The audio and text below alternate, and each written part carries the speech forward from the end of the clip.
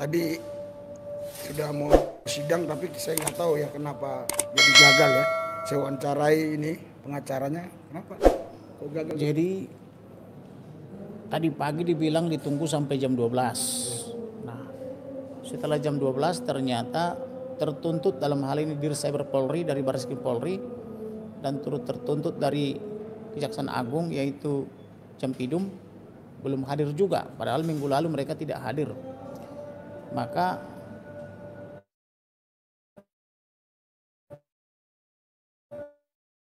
Hakim tunggal bahwa akan memanggil sekali lagi untuk yang ketiga kali. Maka kita keberatan dengan alasan ini kan walaupun perkara pra-peradilan pidana, tapi kan acaranya ini kan acara perdata. Jadi karena acaranya sebetulnya acara perdata, walaupun perkara pidana, gugatan pra-peradilan, maka dipanggil sekali saja secara sah itu sudah cukup. Nah, kemudian ternyata sudah dipanggil yang kedua, sah juga. Nah, tapi dia mau sampai panggilan ketiga. Nah, ini namanya tidak menghormati hukum. Jadi dalam hal ini Dircyber Polri maupun selaku tertuntut ya, maupun jaksa penuntut umum selaku turut tertuntut tidak patuh hukum. Karena sudah 2 kali dipanggil secara sah untuk diuji di pra-peradilan, mereka tidak mau hadir. Dan hakim tadi bilang harus memanggil untuk yang ketiga. Sedangkan kalau kepolisian tanpa dipanggil sudah menangkap. Belum pernah MKC dipanggil toh, belum pernah lidik langsung main tangkap, bahkan menculik. Menculik tanggal 24, menangkap 25, menahan 25 kan gitu. Baru menyiksa tanggal 26. 3 kali disiksa dia tanggal 26. Kemudian memeriksa yang diculik atau yang ditangkap ditahan tanpa didampingi penasihat hukum. Nah, inilah yang saya sebut perkara kebencian. Semua orang yang terlibat di semua lembaga benci kepada perkara ini, sehingga tidak patuh kepada hukum acara. Nah, kita sudah mencoba mengingatkan mereka terus, tetapi mulai dari kepolisian, kejaksaan sampai pengadilan negeri Jakarta Selatan ini, hakim tunggalnya itu sangat benci. Dari wajahnya saja kan kelihatan. Maka oleh karena ini akan kami sudah dipanggil 2021 tidak hadir ke tanggal 22, kemudian dikasih lagi kesempatan 1 kali lagi untuk memanggil, tidak hadir hari ini, kemudian masih mau dipanggil lagi katanya. Jadi saya bilang ibu yang tegas dong sebagai hakim tunggal. Jangan berpihak, ibu belum sidang aja sudah berpihak kepada mereka. Mana mungkin ada keadilan dengan sikap ibu yang seperti ini, tidak berpihak, tidak profesional atau tidak objektif. Nah, tapi dia bilang saya yang berkuasa di sini. Kalau saya bilang harus panggil 3 kali kan gitu. Ya, nah, saya hakimnya kan begitu. Jangan ngatur saya kan gitu. Inilah model negara hukum kita. Jadi ini bukan negara hukum lagi, sudah negara otoriter, negara kekuasaan. Rusak sudah hukum ini sudah. Pokoknya di tangan pemerintahan Jokowi hukum paling rusak di era beliau. Makanya selalu saya bilang, saya bukannya apa-apa ya, selalu saya bilang Pak Jokowi, sudahlah dulu membangun infrastruktur itu. Bangunlah dulu SDM-nya. Karena percuma dibangun infrastruktur kalau SDM-nya rusak, nanti dirusak juga itu bangunan. Kan begitu. Jadi tolonglah Pak Jokowi sebagai kepala negara dan kepala pemerintahan dibina mereka ini melalui saluran-saluran yang resmi, diajarkan pelatihan-pelatihan, penyegaran, diajarkan hukum acara supaya mereka mengerti hukum acara gitu ya. Bagaimana cara menegakkan hukum material. Kalau begini terus ya bagaimana? Sudah dipanggil sekali dengan jarak 3 minggu mau hadir, dipanggil lagi kedua kali enggak mau hadir, masih mau dipanggil ketiga kali. Sedangkan lagunya siapa itu? Lagunya bukan jangan sampai 3 kali kan gitu kan? Nah, ini sudah 3 kali. Jadi ya begitulah perjuangan kita. Jadi tidak mudah memperjuangkan kebenaran, keadilan dan kepastian hukum di Indonesia ini, khususnya di pemerintahan Jokowi ini. Tadi saya lihat Bapak udah sempat duduk ya. Tapi sayangnya kita tadi belum live karena saya pikir tadi ini belum mulai begitu. Ya. Terus ada perdebatan tadi. Ya, karena kan kita menggunakan hak kita ya. Kan kalau kita berkaca terhadap ketentuan umum ya, kan setiap para pihak ini dalam persidangan harus disiplin. Nah, kita di sini sudah menunggu dari jam 9 pagi. Nah, cuman sekarang udah jam setengah 12. Jam 12. Kami menggunakan hak kami untuk meneruskan persidangan dengan meminta untuk meneruskan persidangan dengan prasangka bahwa orang-orang dari Polri, dari Cyber dan juga jaksa penuntut umum tidak akan menggunakan haknya untuk hadir hari ini. Karena sampai saat ini kami tadi cek di bagian informasi juga belum ada daftar hadir. Nah, oleh karena itu saya gunakan hak saya untuk mewakilkan teman-teman tadi untuk meminta kepada ketua hakim tunggal. Namun ketika saya tanya responnya langsung kurang asik gitu, kayak agak jutek. Nah, saya nggak tahu apakah itu hanya perasaan saya saja atau memang seperti itu. Karena gini, saya biasanya saja kalau sidang itu 2 kali panggil tergugat. 2 kali tergugat, begitu dipanggil tidak hadir ya sudah dijalankan persidangannya. Ini sidangnya first take. Ini kenapa kok tidak first take? Malah dibilang kita disuruh nunggu sampai jam 2 siang. Katanya biasa itu nunggu sampai jam 2 atau jam 3. Namanya kan banyak kesibukan. Jadi ada presumption dari kami ataupun dugaan dari kami ini sepertinya memang sudah ada koordinasi antara para tertuntut ini dengan ketua hakim. Dan ketika ditanya bagaimana kalau tidak hadir nanti pukul 2 atau pukul 14, dia bilang panggil lagi. Itu namanya kamu belum sidang aja sudah berpihak. Betul. Kenapa orang sudah 2 kali tidak menggunakan haknya harus panggil 3 kali? Sedangkan polisi saja kepada MKC tanpa pernah memanggil sudah langsung menculik. Baru hari berikutnya menangkap menahan. Nah, harusnya kan equal. Kalau polisi tidak menggunakan hak memanggil, kok mereka dipanggil 2 kali nggak mau hadir? Kenapa harus berbeda? Inilah hukum kita bermasalah dan sangat rusak. Nah, ini kepada Komisi 3 DPR supaya diperbaiki nih hubungannya dengan pemerintah dan yang membidangi hukum. Kalau begini terus, mana bisa percaya masyarakat kepada hukum lagi? Yang ada nanti hukum rimba. Terbukti kemarin kita lihat ketika ada duel antara 1 TNI dengan 2 polisi, semua memuji TNI. Kenapa bisa begitu? 90% memuji, padahal itu dugaan tindak pidana tuh. Nah, inilah harus introspeksi nih Pak Kapolri nih. Harus diperbaiki dong, jangan anti kritik. Masa 2 kali dipanggil tidak mau hadir dengan jarak 3 minggu ini pertama, kemudian seminggu nggak mau hadir, masih mau dipanggil yang ketiga. Mau apa negara begini? Padahal perkara peradilan itulah perkara cepat untuk diperiksa. Nah kalau begini modelnya, kita pun sebagai penegak hukum sudah nggak percaya kepada penegakan hukum yang model-model begini. Ini arogansi. Sedikit tambah. Jarak antara Mabes Polri di Cyber ya ke pengadilan ini tidak sampai 3 km. Sedikit, sangat dekat sekali. Kejaksaan Agung dalam hal ini kantornya Jampidum itu juga hanya tidak lebih dari 3 km.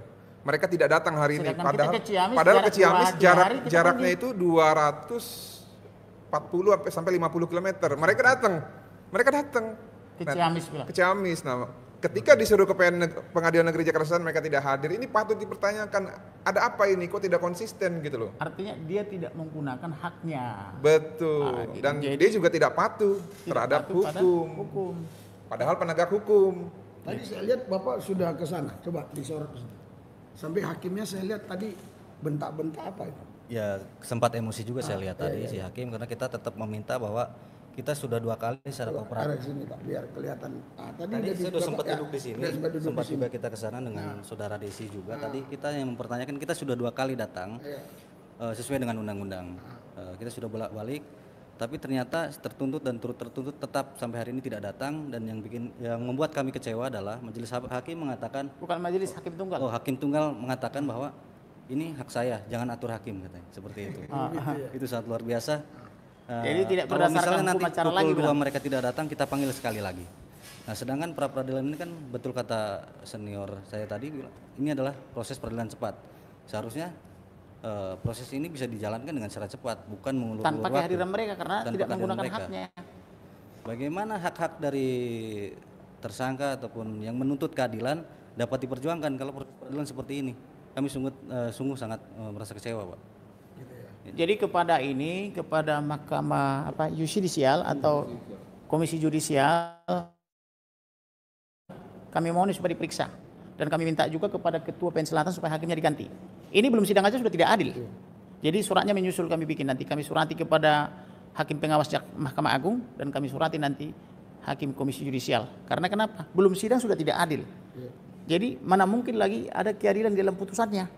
Dari caranya saja seperti ini sudah 2 kali panggil, harusnya sudah bisa sidang lanjut tanpa kehadiran mereka karena mereka tidak menggunakan haknya, tetapi masih bilang tunggu sampai jam 2. Pertama dibilang tunggu sampai jam 12, kemudian jam 2, kemudian akan memanggil lagi, ya sudah. Ini hanya buang-buang waktu dan buang-buang energi, gitu loh. Jadi artinya tidak mungkin ada keadilan di sini dengan model kebencian seperti ini ya. Hampir tidak mungkin. Gitu. Mungkin itu dulu Pak, nanti kita lanjut aja setelah. Jadi Ibu juga saya lihat udah ke situ ya. Iya, jadi kita sih minta supaya hakimnya diganti ya. Jadi hakimnya yang netral gitu loh, yang tidak beragama Kristen maupun tidak beragama Islam gitu. Jadi beragama itulah supaya netral. Jadi di sini aja kita udah melihat kan hakimnya udah berpihak ke sana gitu. Seperti itu Pak kira-kira. Iya. Pak Rizky, izin. Ini mungkin di tanggalnya nih. Kantor kami telah mendaftarkan dengan register nomor 110 itu pada 4 November. Seharusnya kalau memang ini peradilan cepat dari 4 November ini sudah mau tutup bulan. Sudah harus Seharusnya ini sudah berjalan. harus putusan. Karena ini sudah mau tutup bulan, Pak. Tapi ternyata sampai hari ini pun masih menunggu dan terus menunggu. Kami nggak tahu. Seharusnya ada penekanan di sini, jadwal sidangnya harus jelas. Bahwa kalau memang sampai jam sekian mereka tidak hadir, harusnya jalan. Sedikit tambahan, ketika kita ke Ciamis, itu setelah P21 tahap 2, 1 hari langsung didaftar, 1 minggu kemudian langsung keluar jadwal persidangan. Itu peradilan pokok perkara. Ini Pak MKC. ya ini pra peradilan 3 minggu teman-teman. Udah sebulan sekarang. Iya nggak, maksudnya jadwalnya dari tanggal 4 sampai Jadwalnya dengan 3 minggu tapi dengan 3 sekarang udah minggu. sebulan. Sampai saat ini sudah 1 bulan. Jadi ini sudah tidak sesuai dengan asas peradilan cepat lagi. Ya ini yang harus dipertanyakan. Jadi sebagai tambahan, ketika P21 tahap 2 di Ciamis, hampir seluruh berkas jaksa salah. Atau berkas penyidik juga salah. Maka saya bina mereka, saya koreksi semua. Misalnya MKC disebut beralamat di Pademangan, Jakarta Utara. Perbuatannya disebut terjadi di Pademangan, Jakarta Utara. Itu saya koreksi, ini Anda salah gitu loh. Maka bolak-balik diganti. Kemudian dia masih tersangka karena belum tahap 2 sudah dibikin statusnya terdakwa. Saya jelaskan lagi. Jadi sebenarnya kita sayang loh, artinya peduli loh sama mereka. Jadi mereka aja yang arogan. Sebetulnya saya bina mereka. Karena saya ini kan bukannya sombong ya, saya lulusan terbaik dari fakultas. Cum laude saya. Jadi makanya ketika kesalahan-kesalahan mereka itu dipaparkan di hadapan saya waktu P21 tahap 2, saya koreksi, ini perbaiki. Dan mereka juga memang mau memperbaiki. Jadi tidak perlu sombong sebetulnya. Walaupun jaksanya 15 orang ternyata produknya pada bersalahan. Yang boleh masuk ke dalam ruangan P21 kan hanya saya sendiri. Begitu saya baca semua bersalahan, baik tempus delicti maupun locus delictinya, saya perbaiki dari Jakarta Utara menjadi ke Bali. Tetapi yang mereka kedepankan saya lihat arogansi, kewenangan. Oh saya ini pemerintah. Padahal dia tidak sadar kita ini pemilik pemerintah. Pemerintah itu tidak ada kalau tidak ada rakyat. Kan mereka kalau belajar ilmu negara toh, apa sih yang dimaksud negara? Tentu kan ada wilayahnya, ada rakyatnya, ada pemerintahannya, kan begitu. Tidak ada pemerintah tanpa rakyat, gitu loh. Jadi kalau begini terus model pemerintahan Indonesia khususnya penegakan hukum, ya saya tidak mendoakan ya, tapi kayaknya ini nggak utuh ke depan nih kalau begini, kalau tidak ada perbaikan. Ini bisa dipecah ini bangsa kalau begini. Ya. Itu saya tidak bermaksud mendoakan, tapi kalau saya lihat modelnya kayak begini, saya khawatir gitu loh, khawatir pecah bangsa ini kalau begini, kalau tidak ada keadilan. Karena kenapa? Di rumah saja, kalau bapak rumah tangga dengan ibu rumah tangga dengan anak-anak tidak ada keadilan, pasti pecah. Suami istri jadi bercerai, anak-anak jadi korban KDRT atau anak-anak menjadi melakukan pelanggaran-pelanggaran atau melakukan katakanlah pemadatan atau pokoknya tidak terkontrol lah. Itu baru rumah tangga, apalagi negara. Kalau negara modelnya begini dikelola, apa mungkin negara ini bisa bersatu terus dengan sistem yang tidak adil gitu loh, dengan perbuatan yang tidak adil gitu. Itu saja sih. Ya, saudara, Bapak Ibu sekalian, tadi waktu perdebatan kita nggak ada persiapan, jadi nanti Anda bisa lihat ada cuplikannya ya. Siap. Perdebatan mereka tadi sempat direkam tapi tidak langsung disiarkan karena kita nggak menyangka tadi terjadi perdebatan ribut itu, saudara. Jadi inilah Indonesia kita. Perlu kita doakan supaya Indonesia ini pulih lah. Nggak cukup didoakan Pak. Jadi didoakan dan diperbaiki. Didoakan saja nggak mungkin turun dari surga negara yang bagus. Tapi orait labora, berdoa dan bekerja. Berdoanya ya penting. Usahanya juga perlu memperbaiki atau membenahi semua lembaga. Bukan infrastruktur saja, infrastruktur penting. Tapi membina SDM ini juga jauh lebih penting. Ini Pak, saya berandai-andai nih. Kalau nanti yang ketiga kali pihak yang digugat tidak datang juga, tentunya sih cyber ya. Nah, terus apa bisa dilanjutkan? Harusnya sekarang aja sudah harus lanjut. Karena hukum acara itu kan perdata dia. Kan gugatan, jawaban, replik, duplik, pembuktian kan gitu. Itu hukumnya kan hukum acara. Walaupun ini perkara pidana karena sifatnya gugatan, walaupun bagian dari pidana tapi hukumnya hukum acara. Nah, hukum acara perdata kalau sudah dipanggil 2 kali sah, lanjut. Masa sebetulnya menurut undang-undangnya 1 kali aja sah sudah bisa lanjut. Karena kita penggugat yang beretikat baik kan begitu. Nah, tetapi karena ini ada preseden, panggil jadi 2 kali. Tidak ada 3 kali. Malah kalau kita bandingkan perlakuan penyidik tanpa memanggil aja sudah menculik. Tanpa surat penangkapan kan gitu. Nah, inilah tidak adil. Jadi inilah yang disebut dengan munafik atau hukum psikopat gitu loh. Gua mau lo patuh kepada hukum, tapi gua tidak perlu patuh hukum. Artinya hukum hanya berlaku buat rakyat. Ibarat pendeta begini, gila kau punya 2, berilah 1 katanya. Ketika anaknya mendengar khotbah pendeta, berilah 1 katanya. Dia lihat jas bapaknya ada 2, ada peminta-minta langsung dikasih jasnya. Pendeta protes kepada anaknya, mana jasku? Saya beri tadi kepada peminta-minta Pak, karena jas bapak ada 2. Oh itu kan nggak berlaku buat kita, itu berlaku buat umat kan, kurang lebih begitu. Nah, jadi kalau begini modelnya rusak Pak. Jadi menurut pemahaman yang Bapak ketahui tentang hukum ini, kalau 3 kali nggak dipanggil wajib. Harusnya bisa bebas kali ya. Harusnya, tapi tetap harus diperiksa pra peradilannya, gitu loh. Jadi maka karena mereka sudah tidak menggunakan haknya, maka hari itu juga kita majukan pra peradilan atau kita bacakan gugatannya disertai dengan pembuktian. Selesai sudah langsung diputus hari ini juga. Karena itu kan kewenangan hakim toh. Tapi pihak dari kepolisian nggak ada kasih alasan kepada Ibu Hakim tadi? Saya yakin mereka koordinasi. Mereka koordinasi nih. Dari gesturnya. Ya. Dari kebencian muka hakim itu, mereka itu koordinasi. Karena tadi beda dengan hakim yang kemarin. Hakim yang kemarin kan pria, ramah, dia menjelaskan dengan baik. Kalau minggu lalu kan hakimnya katanya yang sakit toh, maka diganti hakim yang bapak-bapak toh, orangnya ramah karena tidak ada kepentingan. Nah ini langsung judes tadi. Begitu kita bilang orangnya kan tidak menggunakan haknya Bu Hakim, lanjutlah kita sidang kan gitu. Itu kan permohonan.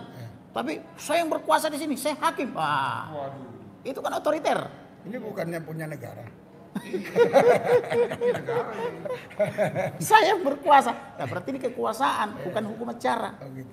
Padahal wajar toh kita mendesak, Bu, mereka sudah tidak menggunakan haknya, maka kita mulailah persidangan secara perstek. Mereka tidak hadir, tidak menggunakan haknya. Oh, saya yang berkuasa di sini, saya hakim, saya mengatur katanya. Waduh, kita bukan tidak bilang dia tidak mengatur, tetapi jangan salah. Hakim diatur oleh undang-undang.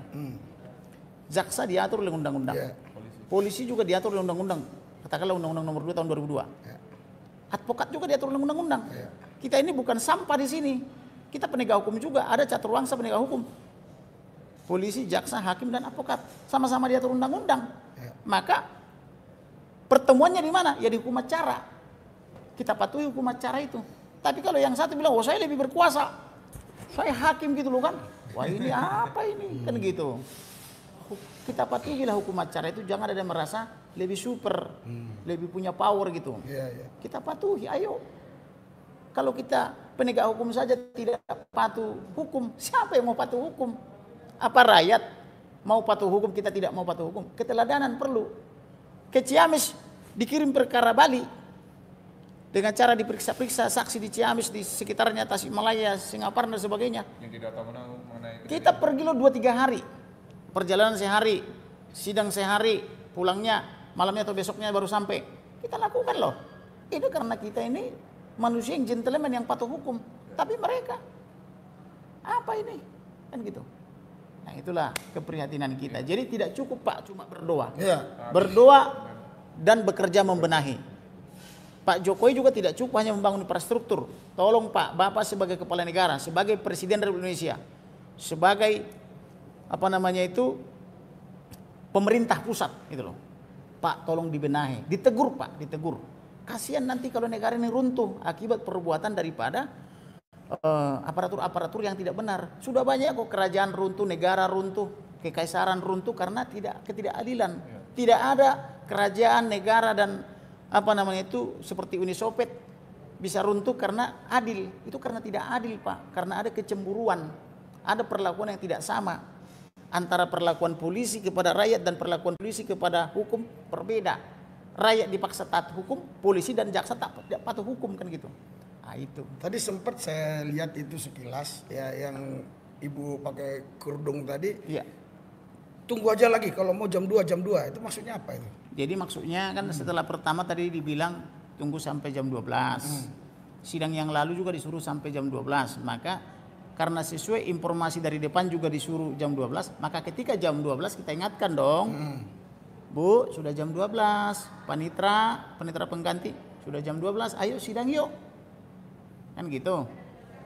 Lalu mereka bilang turut tertuntut dan tertuntut ini belum hadir. Oke. Berarti mereka tidak menggunakan haknya toh?